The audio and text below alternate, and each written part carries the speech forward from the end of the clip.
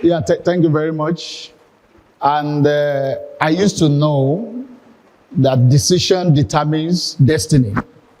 I'm a son of the soil. I'm from this town, and I used to follow my grandmother to the village every weekend. I used to have the aspiration I'm going to be a medical doctor or to be in the pharmaceutical sector. But I got to the village one of these days, I developed a passion all of a sudden, and it was a passion about developing innovative technologies for the smallholder farmers. That came to my mind, even as a child. And that kept me all through. So I wasn't trying any longer to look into any other direction. I have that passion. I've got to help these people. And basically on one thing, how to have innovative technology to reduce their labor. You are seeing old men and women carrying loads and doing a lot of things. But I discovered that there are differences that could be made in the world of agriculture.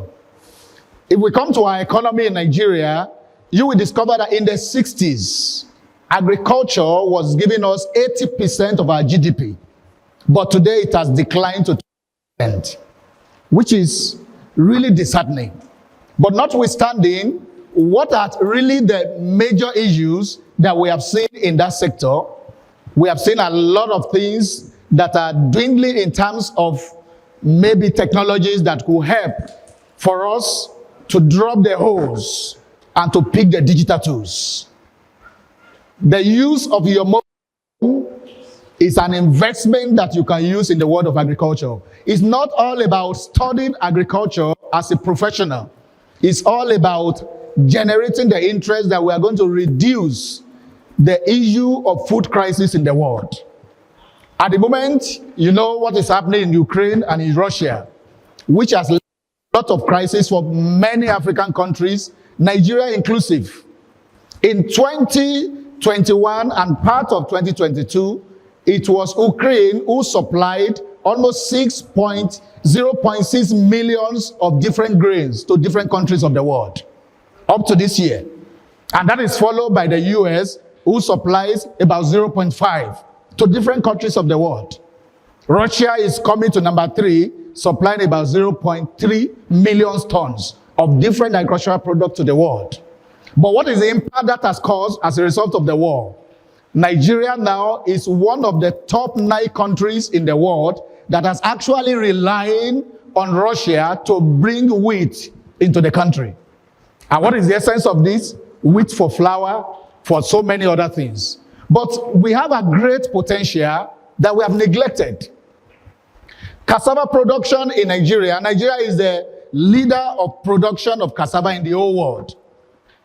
And that is followed by other African countries, but we are leading in that. But that is good enough for us to know. But what is disheartening in that also is that our productivity level per acreage is very low. So we are only leading because of population.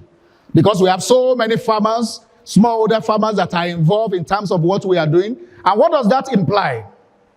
For rice production in Nigeria, the average we can get is around 1.5 tons per hectare. But the average in the world, you can get close to 10 tons. Not only that, that is applicable to maize as well. We can hardly get 7 tons per hectare. But if you look at different other crops, for example, if you look at cassava, we manage to be able to have 9 tons per hectare in Nigeria. But we have a lot of countries that are getting 50 tons per hectare. You can see the gap. And what does that gap mean? That gap means that our productivity level is very low. And that is where we need the youth. That is where we've got to come in. We don't need to look into it. If there is anything that is going to give you instant income in terms of business, it is food. Because everyone, we've got to eat. We need to eat something, whether you like it or not. Do we have anyone, maybe for the past days, even though you are going to embark on fasting, at least you are going to break the fast and you need the food. And that is why we have to be involved to look into how can we get ourselves engaged in agriculture. Just as I've mentioned from the beginning, it was a personal determination that I'm going to help the smallholder farmers to look into innovative ways of doing farmers. And that has been, and I'm still doing more. Currently, I'm working in different countries. Currently, I have database over 800,000 of smallholder farmers being supported with different innovative technologies for them to improve productivity. And that is already happening. Even in Nigeria, we've gotten a lot of companies and a lot of organizations that are doing that. Currently in the country, we have a company that is producing Sorbitol, and that is the only one in the world. The other one available is in South Africa, and the plant is down. And now, a lady who is making millions of dollars on a yearly basis in Nigeria, who is located herself in a very remote area in Oyo State, she's making a lot of photos, but nobody knows about it. And these are people who is not going to talk about the fortune they are making, but they are able to be inspired to get that. They are linked to the like of Nestle, Unilever, and all that in the world. And I think we can get people from here. Irrespective of your course of study, we need data scientists in agriculture, we need microbiologists, even we need the medical doctors who are going to be attending to the health of the smallholder farmers while you are also doing your business of making your millions, even in the location. We've got to look into the direction that we need to go. Maybe as youth, how can we scale the opportunity we are having in terms of scaling innovative technologies? And that is not only in the field of agriculture. There are different things that we are doing that we can capitalize on. How do we move them in scales? How do we take them from lower level to higher level? How do we go beyond Nigeria and we are on the map of the whole of Africa? That idea that you have been nurturing, it could be linked to agriculture. There are scaling strategies and opportunities that could be used to actually enhance them to be able to make them to work. And that is why we've got to do it. We've gotten the inspiration already that there is nothing that can limit you from doing that, which you can take to the next level. But for the youth, what do we really need? We need partnerships. And that is why it's interesting that there's going to be a networking and all that. We need to partner with people who can take us there. We don't need to have it all at once. One of the problems we've got to control in Nigeria is that many of us, we are running small business, earning in hundreds. And we refuse to partner to run bigger businesses so that we can earn in millions. We want to hold to that small things we have. Then at the end of the day, it dies with us. But we've got to bring more people in to be able to help us. That's not only the thing. How about the emotional intelligence? We've got to look into how do we use our IQ beyond the academics aspect of it. How do we use our social network? How do we use the opportunity that we are having? How do we use the capacity we've developed in terms of innovation? I know everybody in this place, you will have Android phones and you will have other things. We have a lot of digital tools in agriculture that could be able to help.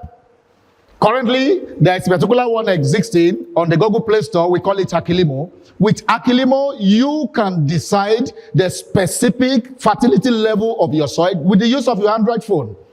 Akilimo can give you an idea of the fertilizer you need to use, so you don't have to go and take any literature to read. It gives you all the information that you've got. Then you can use a lot of digital tools to be able to do that. You can use the IVR, interactive voice response, that is going to give you the information that is required. You can use USSD. Those of us who are tech guys, that can give you all the information that is required and many other information already packaged for the purpose of looking into something in a different dimension that can add value to us. I think we can start by nurturing the idea with what we have discovered. This can go in line with what we are doing. It can go in line with your field. Something out of it, because by next year, with all the projections and the indications that are coming, the food prices will go up. That one is very sure. And you can be a solution to actually let them have a leverage that will be favorable to everyone. Maybe I will close on this note, that what we need to do, anyone in the world who is based on what is called salary will remain at the verge of limitation. Because what it means, the definition of salary is a limitation. Salary is a limitation because somebody says you should be at this level. But when you decide to do something on your own that is going to add up to that, then you are getting to another level to break the scale of employability that you have been given. You might have been given level 12 or 13, but what makes you to break that scale to say, I want to stand on my own, it is actually what you are going to do on your own. And I love one of the speakers who have been able to give us the trend of events, even on Dangote, who started small and grow big. So we can also start small and don't start too big. So many people, they have started too big and they cross too soon. So we can start in a small way and we can grow it up. But you've got to have something to run alongside with you. As you have that, you need to have another source of income. And agriculture is actually the way forward. I have a lot of people who have been able to have gone into that direction and they are not regretting that. Many are dropping their job to concentrate even on tomato production, even on vegetable production within 30 days. We have a lot of varieties. We have varieties of tomato now in Nigeria that when you harvest them and you keep them, they can be there for 2 weeks without rotting. You don't need to put it in a refrigerator. You don't need to put it anywhere. It remains as you are keeping them in that condition. So these are things we can discover as we go to our next level. As we journey in life, let's put some of these things together. Thank you very much for listening.